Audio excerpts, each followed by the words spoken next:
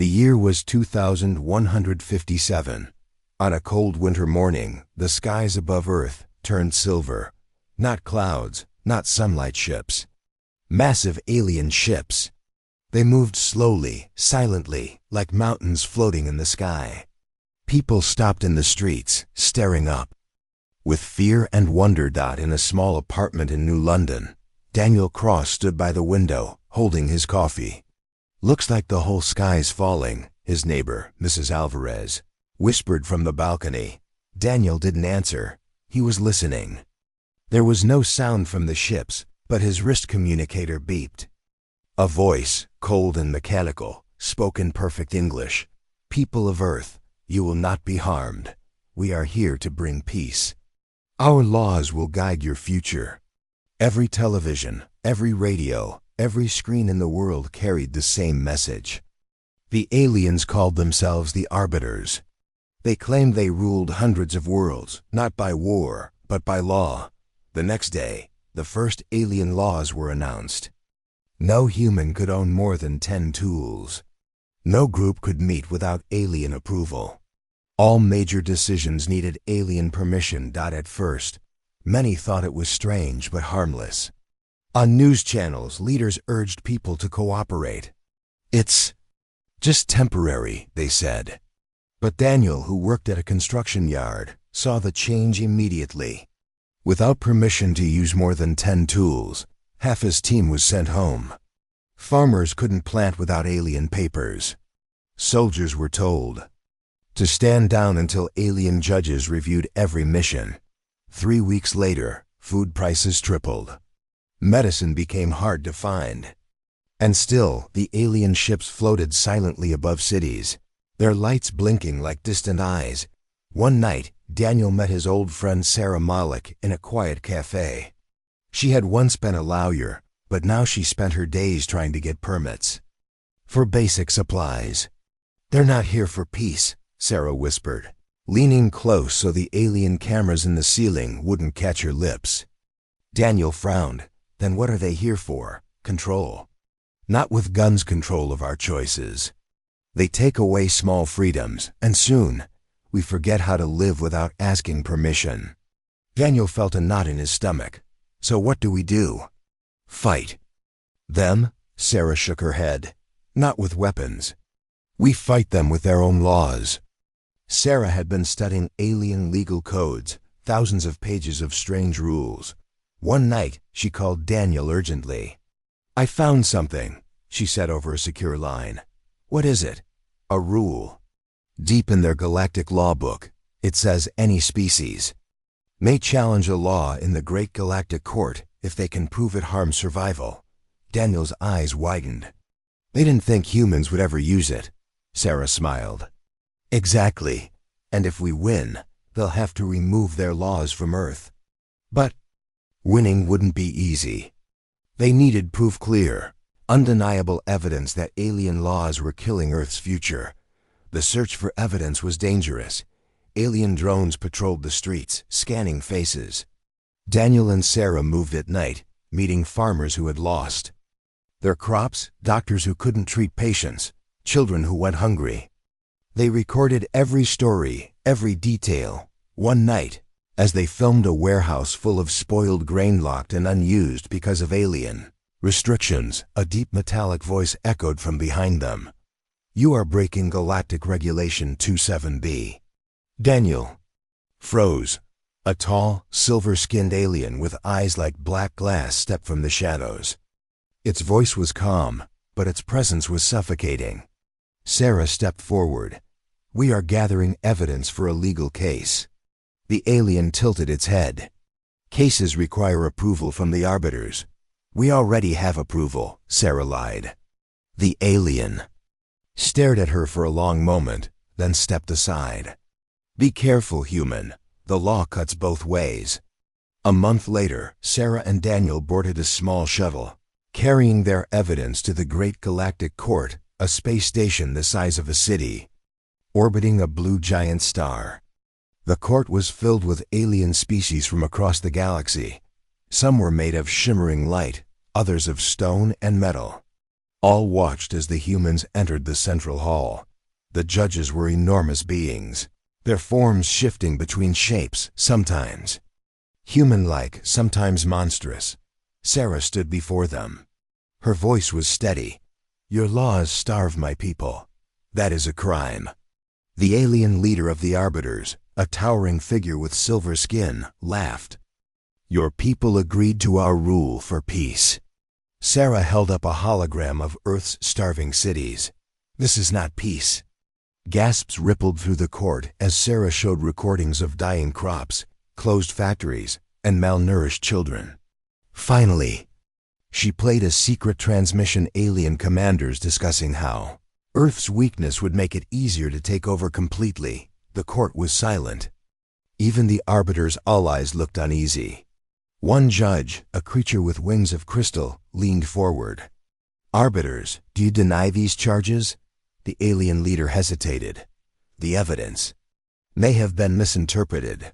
Sarah's eyes locked on him, or perhaps it was simply the truth. After hours of private debate, the judges returned. The lead judge's voice filled the hall. "The laws are void. Earth will make its own rules. Arbiters, you will pay reparations in resources and technology. No alien shall set foot on Earth without permission." The Arbiters' leader's silver face was expressionless, but his black eyes burned with anger. Still, he bowed. "We will comply." Back on Earth, the alien ships withdrew into the clouds and vanished into space. Factories reopened. Farmers planted crops freely. The people celebrated in the streets, waving flags and shouting Sarah's name. Daniel found her standing on a hill outside the city, watching the empty sky. "You did it," he said. She smiled faintly. "We did it, but remember, Daniel, the law cuts both ways. If they come back, they'll be smarter." Daniel looked at the stars, where the Arbiters had disappeared. "Then we'll be smarter too." Somewhere far away, in the cold black between worlds, the Arbiters' ships drifted silently. And deep inside them, plans were already forming, because wars are not always fought with guns. Sometimes they are fought with laws. The city had changed. Daniel walked through the streets of New London, feeling a strange chill in the air. The alien laws were not just words anymore, they were real. And they were heavy dot at the construction yard where Daniel worked, his boss. Mr. Harris gathered the team. "Listen up," he said grimly. "The Arbiters have made new rules. No one can use more than 10 tools per person." The men exchanged worried looks. 10 tools were not enough for the job. Without the right equipment, they couldn't finish their work. Daniel raised his hand. "Boss, what does this mean for us?" Mr. Harris sighed. "It means some of you will have to stay home. We can't work fast enough with these limits." That day, half the team was sent home. Daniel was one of the lucky few who stayed. But he knew luck had nothing to do with it. It was the first chain. The aliens wrapped around Earth. Later, Daniel met Sarah at their secret meeting place, a small basement beneath an old library. "They're strangling us slowly," Daniel said. 10 tools, no gatherings, permits for everything. What's next?" Sarah shook her head. "It's worse than we thought. I heard farmers lost their land because they couldn't plant without alien approval." Daniel's eyes widened. "Farms? How can we live without food?" Sarah looked down. "People are hungry already. The alien laws don't care." In the fields outside the city, a farmer named Old Tom sat on his porch, staring at empty soil. "I planted seeds last year," he told Daniel when they came to visit, "but the aliens stopped me. No permit, no planting. Crops died." Daniel clenched his fists. "This is a slow death for all of us." Old Tom nodded sadly. "If the plants don't grow, neither do we." Back in the city, soldiers gathered in their barracks, confused and angry. Captain Lee slammed his fist on the table. "The Arbiters say no fighting without their okay. How can we defend Earth if we can't move?" A young soldier, Mark, looked around nervously. Sir, what if the aliens use this to take over completely? Lee's face hardened. Then we must be smarter. We can't fight their rules with guns. One night, Daniel and Sarah received a message from an unknown source. It was a warning. The arbiters watch closely. Your resistance grows dangerous. Stop now or face consequences. Sarah showed the message to Daniel. They want us scared, but we can't stop. Daniel nodded. Fear is their tool, but we have each other. Weeks passed. Supplies became scarce. Factories shut down because they couldn't get permission to operate. Hospitals ran low on medicine. In the hospital, Nurse Lena whispered to Sarah during a secret meeting, "We can't save them all. Too many rules, too many delays." Sarah clenched her fists. That's why we must fight using the law. One evening, Sarah and Daniel walked through the dark streets. Suddenly, alarms blared. Alien drones appeared, scanning the crowd. People ran, hiding in shadows. Sarah grabbed Daniel's arm. We must be careful. They want to catch us. Daniel looked up at the hovering drones. They think they own the night. Sarah smiled grimly. Not for long. At a secret safe house, the resistance gathered. Sarah spoke clearly. We have the law on our side. We will use their own rules to break their chains, but we must act fast. The longer we wait, the stronger the chains become. Daniel looked around at the determined faces. We may be small, but we are many. We will not be slaves. As the night grew deep, the first true chains tightened around Earth, but so did the first sparks of a fire that no law could ever stop. Darkness had fallen over the city, but in the basement beneath the old library, a small group gathered quietly. The air smelled of dust and hope. Sarah looked around at the faces: scientists, soldiers, farmers, and hackers. All shared one fear. The arbiters' laws were killing Earth. Daniel leaned forward. We can't just wait.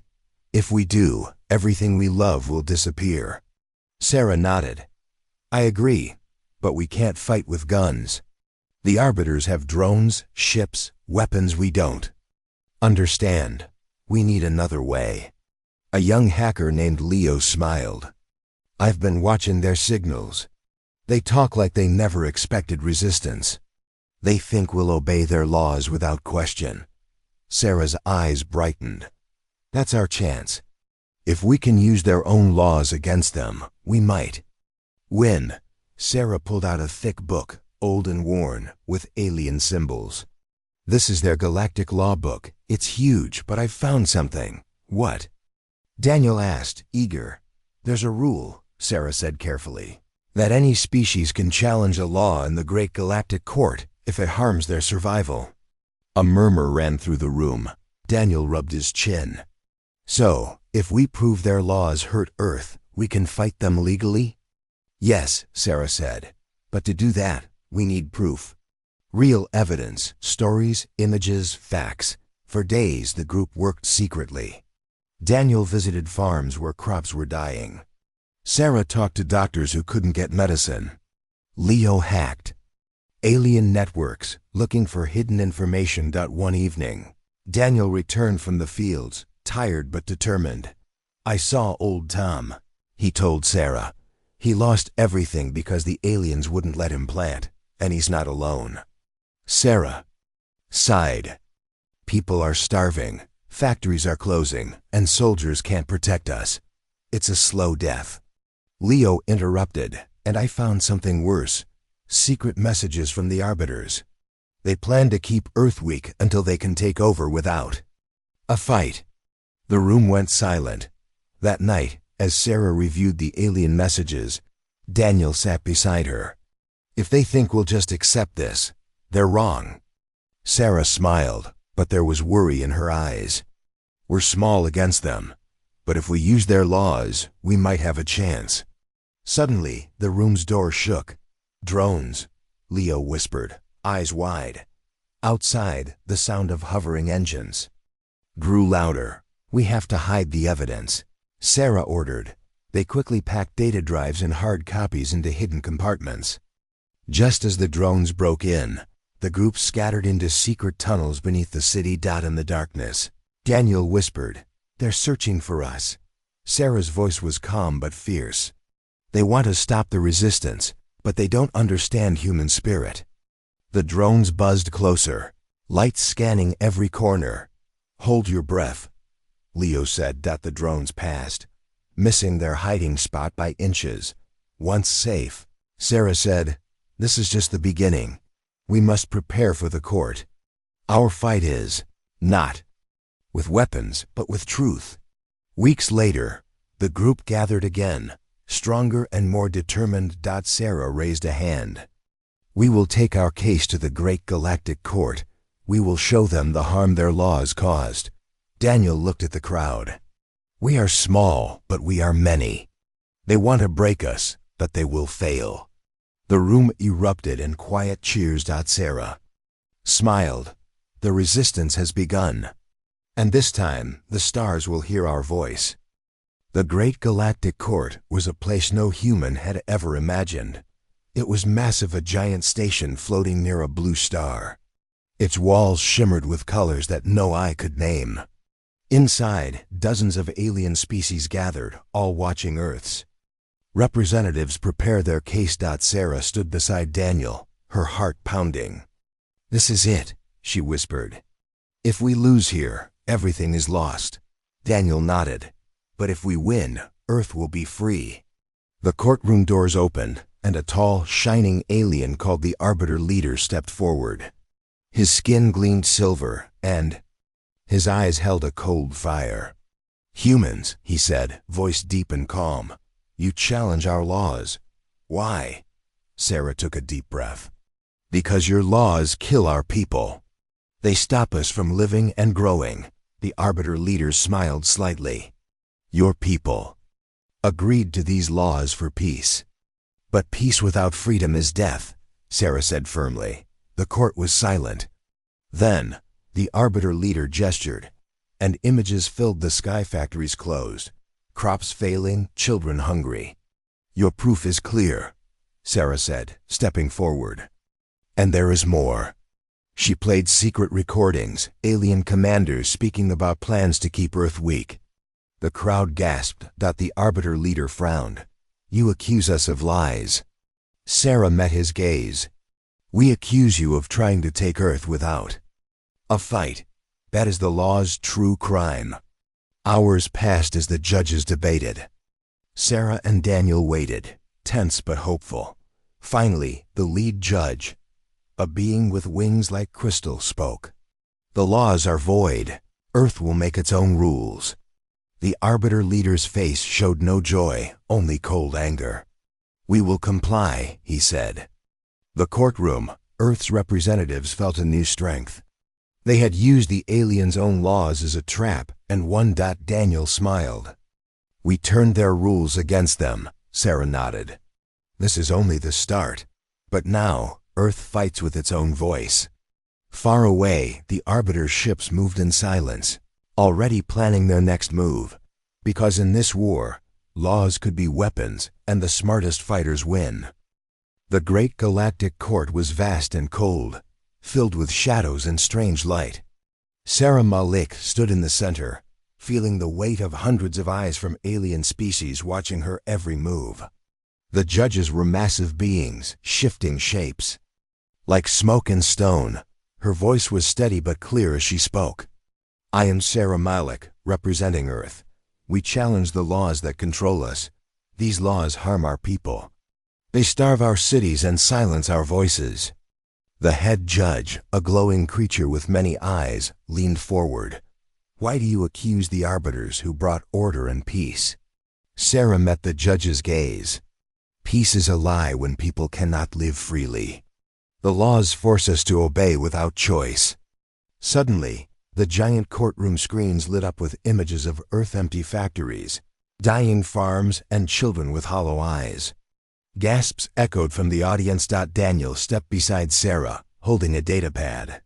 "These images are just the beginning," he said. "We have more." Secret recordings of alien commanders plotting to keep Earth weak. Sarah pressed a button, and the courtroom filled with voices in a strange language, translated on the screens. Alien leaders spoke coldly about Earth's weakness, their plans to take control without a fight. The Arbiter's leader frowned, but remained silent. Hours passed as the judges whispered and debated. The tension grew. Sarah's heart pounded, but she stayed calm. Finally, the head judge rose. "Your evidence is strong. The laws that bind Earth cause harm. They will be lifted." The Arbiter leader's face showed no joy, only quiet rage. "We will obey," Sarah smiled. "This is not just a win. It is a new beginning." Outside the court, Earth's representatives breathed relief. The battle was far from over, but today they had turned the tables. Daniel looked at Sarah. "We stood before the greatest court in the galaxy, and we did not break." Sarah nodded. "We fought with truth. And truth is stronger than any weapon." The stars beyond the windows shimmered coldly. The Arbiter's ships waited, silent but watching. War had changed. Now it was a war of laws and minds. And Earth had made its first strong move. The great galactic court buzzed with quiet tension as Sarah stood before the judges, her heart steady but her mind sharp. She held the datapad tightly, knowing this moment could change Earth's fate forever. "Your Honor," Sarah began, "we have brought you proof, not just words, but evidence that these laws are killing my people." The large courtroom screens flickered and came alive with images. Fields of wheat lay barren. Factories stood silent, their machines cold. Faces of hungry children stared back at every alien present. A judge with shining blue skin leaned forward, whispering to his neighbor. The murmurs spread through the crowd like wildfire. Sarah pressed a button, and the room filled with a hidden recording. Alien commanders spoke in harsh tones, their words translated below. "We keep Earth weak, no rebellion, no strength. Soon, total control." Gasps echoed across the hall.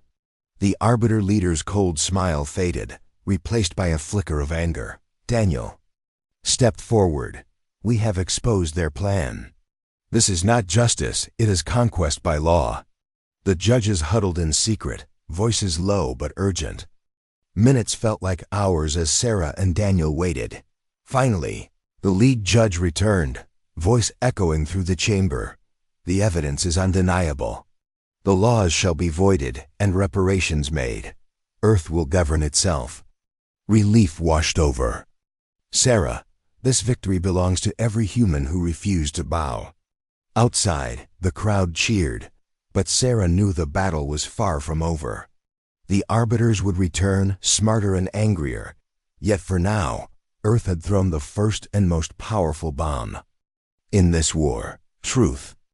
The courtroom was heavy with silence. Sarah Malik stood tall as the lead judge prepared to speak. Around her, alien faces watched with mixed surprise and anger. The evidence had shaken them deeply. "The laws you challenged are null," the judge declared. "Earth may govern itself." The Arbiter leader's silver eyes narrowed. "This decision weakens our control. We demand compensation." Sarah smiled. "We agree. Earth will receive resources, technology, and a clear warning. No alien shall step on our planet without permission." A murmur ran through the court. Aliens whispered in surprise. The humans had not only won, but had turned the tables. Daniel looked at Sarah. "They never expected us to fight back this way." Sarah nodded. "They thought our laws would keep us weak, but we used their own rules as weapons." Outside, Earth's skies cleared. Factories hummed. Farmers planted seeds freely. People cheered in streets. But in the dark corners of space, the Arbiters plotted. The war was far from over. Laws had become weapons, and the smartest fighters would win. Sarah whispered to Daniel, "We have changed the game. Now Earth fights with power no one saw coming." The victory was quiet at first, almost hard to believe. The alien ships, once dark shadows above Earth cities, began to fade into the stars. Factories roared back to life, fields turned green, and hope returned to the faces of the people. Daniel stood on a hill overlooking the city. Beside him was Sarah, her eyes scanning the clear sky. "We won," Daniel said softly. "But this peace feels strange." Sarah nodded. "They will not forget this defeat. The Arbiters are clever, and they will plan again. But for now, Earth is free. In the city below, people celebrated. Flags waved, songs were sung, and strangers hugged like old friends. Sarah walked among them, hearing stories of courage and loss. "This is why we fought," she said quietly. Suddenly, a young child ran up to Sarah. "Will the aliens come back?" The child asked, eyes wide. Sarah smiled gently. "If they do, we will be ready. We are not the same people they thought they could control." Daniel joined her. "We fought with law, but also with spirit, and that spirit will never break." Far beyond the sky, hidden in the vast darkness, the Arbiter's ships gathered again. Their leader's voice was cold, but certain. "This war is not over. Next time we will be stronger." But Earth had learned a lesson. The greatest power is the will to fight, with mind and heart united.